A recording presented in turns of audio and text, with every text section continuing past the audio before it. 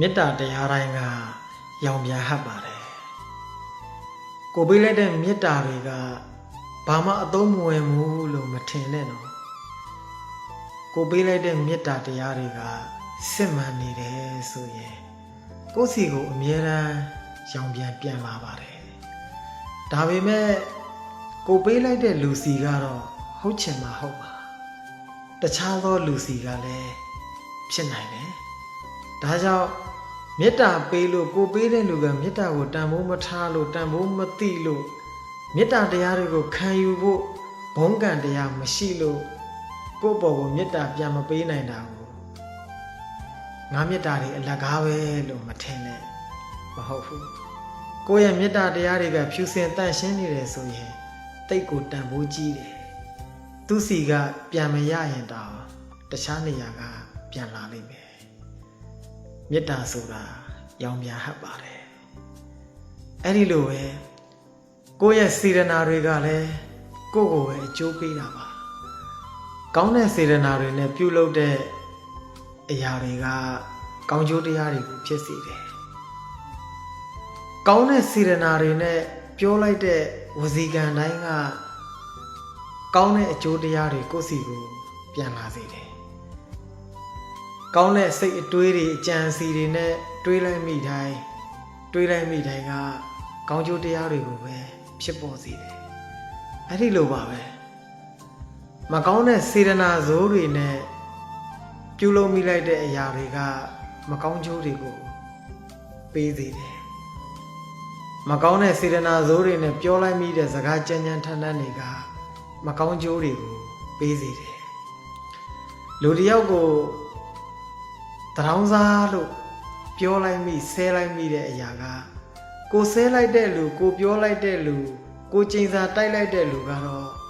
တရောင်းစားဖြစ်သွားဖို့ဆိုတာမသေးကြဘူးဖြစ်ချင်မှလည်းဖြစ်မယ်ဖြစ်ချင်လည်းဖြစ်မယ်ပေါ့လေဒါပေမဲ့သေချာတာတစ်ခုကတော့ကိုကတော့တရောင်းစားဖြစ်ဖို့အတွက်မျိုးစိတ်တစ်ခုကိုစိုက်ပျိုးလိုက်မိပြီဆိုတာကိုတတိထားမိဖို့လိုတယ်အဲ့ဒီလိုပဲသူများဂုဏ်သိက္ခာကျဆင်းအောင်သူတစ်ပါးကိုမဟုတ်တမ်းတရားတွေဆွဆွဲပြီးပြောဆိုမိတာတွေရုပ်မာတွေပြောဆိုဆဲဆိုင်မိတာတွေကသူများကတော့ကိုဆဲသလိုကိုကျိန်စာတိုက်သလိုကိုပြောလိုက်သလိုဖြစ်တာမဖြစ်တာကမသေးကြဘူးဒါပေမဲ့ကိုကတော့ကိုယ့်ရဲ့စေတနာဇိုးတွေနဲ့ပြောမိတဲ့အဲ့ဒီကြမ်းတမ်းတဲ့ဆဲမိတဲ့ကျိန်စာတိုက်မိတဲ့အရာတွေကကိုယ့်အတွက်ပြန်ပြီးတော့မျိုးစိချလိုက်မိပြီဆိုတာကိုတော့တတိထားပြီးတော့ရှောင်ကျဉ်နိုင်ဖို့လိုတယ်အဲ့ဒီလိုပဲစေတနာဇိုးနဲ့အတွေးမားတွေသူတို့ဘာပျက်စီးကြောင်းတွေသူတို့ဘာဒုက္ခရောက်တာကိုဝမ်းသာတဲ့အတွေးမျိုးတွေကိုလည်းမတွေးမိပါစေနဲ့လူဆိုတာက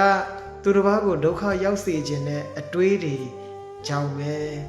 ကိုယ့်စီကိုဒုက္ခတွေပြန်လာကြရတာဒါကြောင့်စေတနာဆိုတာအကျိုးပေးပါတယ်ကိုယ်စေတနာကောင်းရင်အကျိုးပေးလဲကောင်းမှာပေါ့ကိုယ်စေတနာဆိုးရင်အကျိုးပေးတွေဆိုးတာလဲမဆန်းပါဘူးလေဒီလိုပဲလေဝတ်ဆိုတာကလဲတတ်တယ်ဒါကြောင့်ဘဝရဲ့လက်ကျန်အချိန်တွေမှာ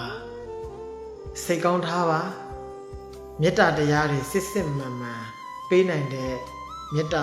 ရှင်တယောက်ဖြစ်အောင်ကြိုးစားပါနောက်တစ်ခုကစေတနာဇိုးတွေနဲ့မပြောမိပါစေနဲ့မလုံးမိပါစေနဲ့မတွေးမိပါစေနဲ့စေတနာကောင်းရင်